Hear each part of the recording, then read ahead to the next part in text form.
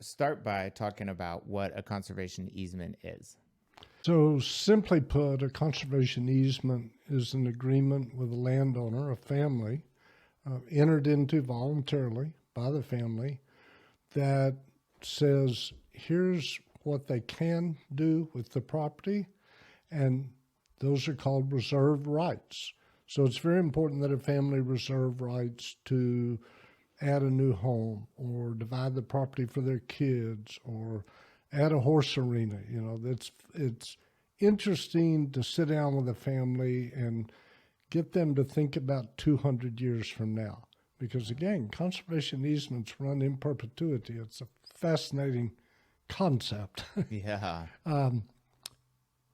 Most families know what they want to do with the property for the next 50 years, but after that, they hadn't really thought that through. So they reserve the rights. The other part of a conservation easement says these are the rights of families giving up. So for example, they give up the right to chop it up into 5-acre tracts.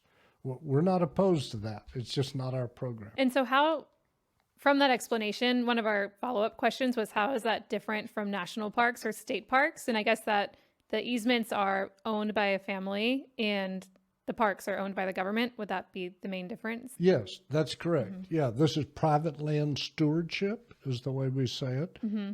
97% of Texas is owned by private landowners, very unlike the western states where you have a lot of federal and public lands. Right. So we want to provide the same benefits to the public that lands provide: clean water, clean air, dark skies, wildlife habitat. You can imagine all the benefits.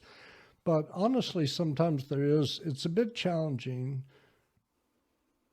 to get a broad public constituency to understand that by preserving someone's private land, that the public benefits. It seems obvious perhaps to the three of us because we live in the world of we care about the environment, but that's not obvious to everybody.